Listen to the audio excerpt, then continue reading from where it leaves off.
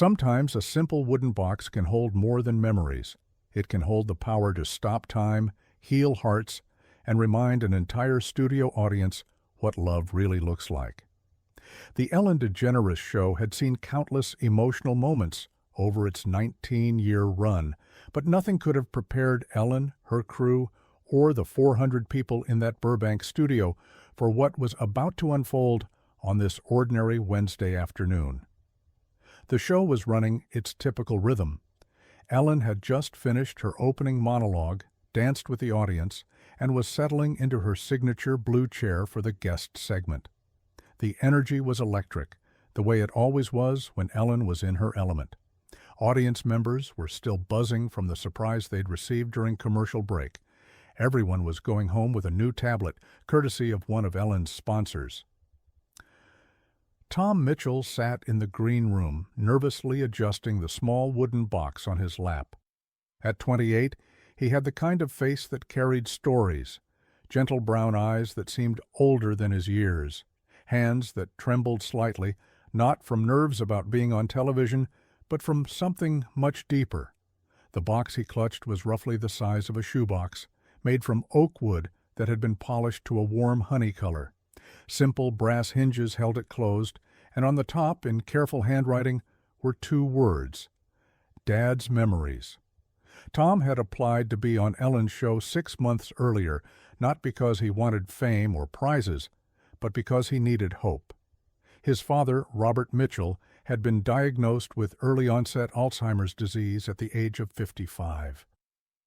In just 2 years, the man who had taught Tom to ride a bike, helped him with algebra homework, and walked him through his first heartbreak, had become a stranger who sometimes forgot his own son's name. The wooden box was Tom's solution to an impossible problem. Inside, he had carefully curated his father's life, photographs arranged chronologically, audio recordings of his father's voice telling stories from his childhood, small objects that had meaning, his father's college ring, a ticket stub from their first baseball game together, a handwritten recipe for his famous Sunday pancakes. Tom called it the memory box, and every day he used it to reintroduce his father to himself. Behind the scenes, Ellen's producers had initially been skeptical about booking Tom. His story didn't fit their usual format of celebrity interviews and viral videos, but something in his application letter had moved them. He had written simply, "I'm not asking for money or fame. I just want to show people that love is stronger than forgetting." The sincerity in those words had cut through the hundreds of other applications they received weekly. "Tom Mitchell, you're up in 2 minutes," a production assistant called from the doorway. Tom took a deep breath, said a quick prayer, and followed her toward the stage. As he walked through the corridors, lined with photos of Ellen's most memorable guests, he thought about his father's advice before every important moment in his life. "Tommy, just be yourself, and trust that good things happen to good people." Ellen's introduction was warm and genuine, the way she introduced all her guests who weren't celebrities. "My next guest wrote to me about something pretty special he's doing for his dad, and I knew I had to meet him. Please welcome Tom Mitchell." The audience applauded as Tom walked onto the stage, the wooden box tucked securely under his arm. Ellen stood to greet him with her signature hug and immediately noticed the box. "Well, this is intriguing," she said with a smile, gesturing for Tom to sit on the curved white couch that had hosted thousands of conversations. "Tell me about this beautiful box you've brought." Tom settled into the couch, placing the box carefully on the coffee table between them. His hands rested protectively on top of it. "This is my dad's memory box," he said simply. "My father has Alzheimer's, and this box helps me bring him back to himself every day." The audience, which had been buzzing with energy just moments before, grew noticeably quieter. Ellen's expression shifted from her usual playful curiosity to something deeper. She leaned forward slightly, giving Tom the kind of attention that made her guests feel like they were the only two people in the room. "Tell me about your dad," Ellen said softly. Tom's face lit up in a way that transformed his entire appearance. His name is Robert, but everyone calls him Bobby. He was a high school history teacher for 30 years. He could make the Revolutionary War sound like the most exciting thing that ever happened. Kids who hated school would stay after class just to hear him tell stories. Ellen smiled, but there was something in her eyes that suggested she was already connecting with this story on a personal level. "And when was he diagnosed?" "2 years ago," Tom replied, his voice catching slightly. "He was 55. We thought he was just stressed from work, maybe tired. But then he started forgetting things, important things. He'd lose his way home from school, a route he'd driven for 15 years. He'd start telling a story and forget the ending halfway through." The studio had grown completely silent now. Even the camera operators seemed to be leaning in closer. "The hardest part," Tom continued, "is that he's still him, you know? He's still funny and kind and gentle. But some days he looks at me like I'm a stranger. And I realize that if I couldn't help him remember me, maybe I could help him remember himself." Ellen's eyes were already glistening. "That's where the box comes in?" Tom nodded and carefully opened the brass hinges. The camera zoomed in as he revealed the contents, organized in neat compartments like a treasure chest. Photographs were arranged in one section, small objects in another, and a digital recorder sat in the center. "Every morning I sit with him and—" "We go through this box together," Tom explained, his voice growing stronger as he talked about his daily ritual. "I show him pictures and tell him the stories behind them. I play recordings of his own voice from when he was healthy, telling me about his childhood, his parents, how he met my mom." Ellen picked up one of the photographs, a black and white image of a young man in a military uniform. "Who's this handsome guy?" "That's my dad when he was in the Army, before he met my mom.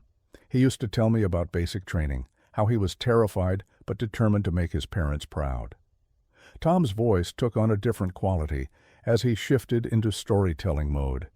"Every morning I play him a recording where he talks about that picture. Sometimes he remembers, sometimes he doesn't. But for those few minutes, he gets to hear his own voice telling his own story." Ellen set the photograph down carefully, as if it were made of glass. "Tom, this is incredible. How long does it take each day?" "About an hour," Tom said. "We call it memory time. Even on days when he doesn't recognize me at first, by the end of that hour, he usually remembers. It's like the box helps him find his way back to himself." The audience was completely still now. Several people in the front row were wiping their eyes. Ellen, who had hosted thousands of interviews and prided herself on maintaining composure, was struggling. "Can you show me how it works?" Ellen asked, her voice softer than usual. Tom reached for the digital recorder. "I have hours of recordings, but this one is special. It's from last Christmas, before things got really bad. He was having a good day, and I asked him to record a message for future bad days." Tom pressed play, and suddenly Robert Mitchell's voice filled the studio, warm, clear, and completely lucid. "Hi, Bobby," the voice said, using his father's nickname for himself. "If you're listening to this, it means you're having trouble remembering, and that's okay. I want you to know that you are Robert Michael Mitchell. You were born in Cleveland, Ohio in 1967. You married the most beautiful woman in the world, Margaret Rose Sullivan, in 1992. You have a son named Thomas Robert Mitchell, and he is the best thing you ever did with your life. You taught history because you believe that understanding the past helps us navigate the future. You are loved, Bobby. You are so deeply loved." The silence that followed was unlike anything that had ever happened on Ellen's stage. It wasn't just quiet. It was sacred. Ellen was openly crying now, not bothering to wipe the tears that streamed down her face. Several audience members were sobbing. Even the usually professional camera crew seemed frozen, as if moving might break whatever spell had been cast over the studio. "Oh my God," Ellen whispered, and for the first time in 19 years of hosting, she seemed to have forgotten that cameras were rolling. "Tom, that's That's the most beautiful thing I've ever heard." Tom was crying too now, but he was smiling through his tears. "The amazing thing is, every time I play this for him, it's like he's hearing it for the first time. But somehow, his heart remembers, even when his mind doesn't." Ellen stood up abruptly, walked around the coffee table, and without a word, pulled Tom into the kind of hug that wasn't for the cameras, wasn't for the audience, wasn't for television. It was just one human being recognizing another's pain and responding with pure love. "How do you do it?" Ellen asked, still holding him. "How do you stay strong?" "Because he would do it for me," Tom said simply. "And because every day I get him back, even if it's just for an hour, is a gift." Ellen pulled back and looked directly into the camera, her makeup smeared, her composure completely abandoned. "We need to take a break," she said to her producers, but she wasn't really asking. "We need to call Tom's dad." The studio erupted. Not in applause, but in the kind of emotional release that happens when people witness something so raw, so real, that it breaks through every defense they've built around their hearts. During the commercial break, Ellen's producers frantically worked to set up a video call. Tom had explained that his father was at their family home with Tom's aunt, who cared for him during the day. The call was risky. They had no idea what state Robert would be in, whether he would be having a good day or a bad day, whether he would even be willing to talk. What the audience didn't know was that Ellen had made another call during that break. She had contacted Dr. Sarah Chen, a leading Alzheimer's researcher at UCLA, and asked her to watch the segment and provide immediate feedback. Ellen's mind was already racing beyond this single interview. She was thinking about impact, about change, about how this moment could ripple outward to help other families. When they came back from commercial, a large monitor had been wheeled onto the stage. Ellen and Tom sat side by side on the couch, the memory box open between them as the call connected. Robert Mitchell appeared on the screen, sitting in what was clearly his favorite armchair. He was a handsome man with silver hair and kind eyes, but there was something vacant in his expression, a distance that spoke of the fog that Alzheimer's creates between a person and the world around them. "Hi, Dad," Tom said gently. "It's Tom. How are you feeling today?" Robert looked confused, squinting at the screen as if trying to solve a puzzle. "Tom," he said uncertainly. "I'm sorry. Do I know you?" The studio held its breath. Ellen reached over and squeezed Tom's hand, offering silent support. "That's okay, Dad," Tom said, his voice steady despite the pain that flickered across his face. "Let me help you remember." He reached into the memory box and pulled out a photograph, a picture of himself and his father at Tom's college graduation. "This is us 5 years ago when I graduated from college. You wore your lucky blue tie, and you told me you were proud of me." Robert leaned closer to his own camera, studying the image. "That does look familiar," he said slowly. Tom then picked up the digital recorder. "Dad, I want you to listen to something. It's your voice." He pressed play, and once again, Robert's own recorded voice filled the space. "You have a son named Thomas Robert Mitchell, and he is the best thing you ever did with your life." Something shifted in Robert's expression. It was subtle at first, like watching clouds part to reveal sunlight. His eyes focused more clearly, and a small smile tugged at the corners of his mouth. "Tommy?" he said, and suddenly his voice was different, clearer, more present. "Tommy? Is that you?" "Yes, Dad, it's me." "You're on television," Robert said, and there was wonder in his voice. "My son is on television." Ellen, who had been watching this reunion unfold, could barely contain herself. "Mr. Mitchell, this is Ellen DeGeneres. Your son is here with me, and he's been telling me about the most beautiful thing, how much he loves you, and how he helps you remember your life every day." Robert's attention turned to Ellen, and his face lit up with recognition, not of her specifically, but of the warmth in her voice. "Ellen, yes. Tommy watches your show sometimes. You're very kind." "Your son is the kind one," Ellen said, her voice thick with emotion. "He's here with your memory box, and he's shown me how much love a person can hold." Robert's gaze returned to Tom, and for a moment the disease seemed to retreat entirely. "The memory box," he said clearly. "You made that for me. Every morning you sit with me and tell me who I am." Tom was crying openly now. "Yes, Dad, every morning." "And I forget," Robert said, his voice carrying a weight of sadness that made everyone in the studio ache. "I forget my own son." "But you remember love," Tom said quickly. "Even when you don't remember my name, you remember that you're loved. And that's enough. That's everything." Robert was quiet for a long moment, looking at his son through the screen. When he spoke again, his words were so clear, so present, that they seemed to come from a place the disease hadn't touched. "I may forget your name, Tommy, but I could never forget how proud I am to be your father." The studio erupted in applause, but Ellen raised her hand to quiet them. She understood that this moment was too sacred for typical television responses. "Mr. Mitchell," Ellen said, "I want you to know that your son is going to help a lot of families. He's going to share your memory box idea with people all over the world." "That's good," Robert said, nodding slowly. "Everyone deserves to be remembered." After the call ended, Ellen turned to Tom, and what she did next was completely unprecedented. She stood up, walked to her desk, and returned with her personal checkbook. Not a prop, not a show check, but her actual personal checkbook. "Tom," she said, "I want to do something. I want to help you help other families." She began writing a check as she spoke. "I'm starting a foundation called the Memory Box Project. We're going to provide these boxes to families dealing with Alzheimer's and dementia, and we're going to train people how to use them." She tore the check from the book and handed it to Tom. The camera caught the amount, $100,000.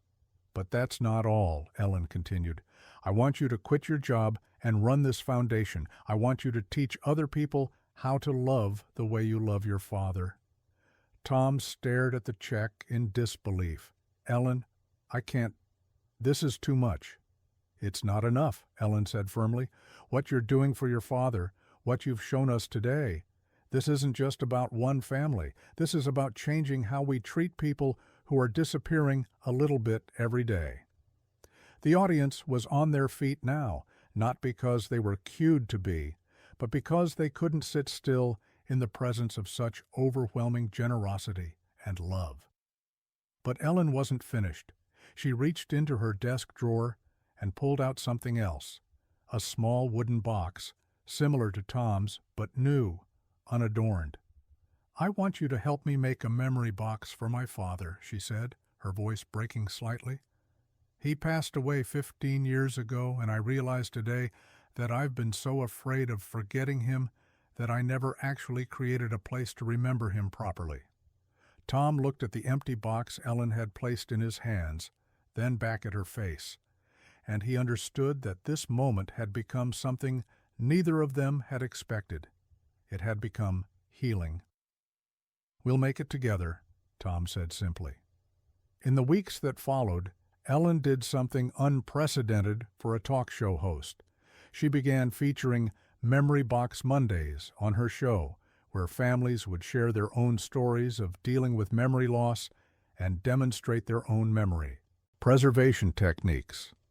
Dr. Sarah Chen became a regular contributor, explaining the science behind why these emotional anchors were so effective in reaching people with dementia.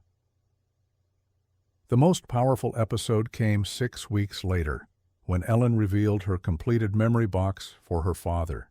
She had filled it with his favorite jazz records, photographs from his days as a speech therapist, and recordings of him telling bedtime stories that she had found in her mother's attic. She shared how creating the box had helped her process grief she didn't even know she was carrying. 6 months later, the Memory Box Project had helped over 10,000 families create their own memory boxes. Tom had indeed left his job to run the foundation full-time, and he traveled the country teaching workshops on memory preservation for families dealing with dementia. Robert Mitchell had good days and bad days, but the memory box remained a constant in their lives. On his good days, he would help Tom add new items to the box. On his bad days, the box would help him find his way back to himself. Ellen kept her promise too. She and Tom spent several afternoons creating a memory box for her father, Elliot. The process, she later said, helped her grieve in a way she never had before and gave her a new relationship with his memory. The episode, when it aired, became one of the most watched in Ellen's show's history. But more importantly, it sparked a national conversation about how we care for people with dementia and how families can maintain connection even as memory fades. Tom still visits his father every morning with the memory box. Some days Robert remembers him immediately. Some days it takes the full hour of going through photographs and recordings, but every day ends the same way, with Robert looking at his son and saying, "I may not remember everything, but I remember that I love you." And every day Tom responds the same way. "That's all I need you to remember, Dad. That's everything." The wooden box that started it all sits in a place of honor in their living room, worn smooth by daily handling, filled with the proof that love is stronger than any disease, any forgetting, any loss. Because sometimes the most powerful medicine isn't in a pill or a procedure, it's in a simple wooden box that holds the evidence of a life well lived and a love that refuses to be forgotten. Ellen learned something that day that changed how she approached every subsequent show. She learned that the most powerful moments in television aren't scripted, aren't planned, aren't designed for entertainment. They're the moments when human beings recognize each other's pain and choose to respond with love, when someone's worst day becomes their best day. Because another person decides to care, the memory box taught them all that forgetting isn't the opposite of remembering. Giving up is. And as long as there are sons who will sit with their fathers every morning, as long as there are wooden boxes filled with evidence of love, as long as there are people willing to help others find their way back to themselves, memory lives on.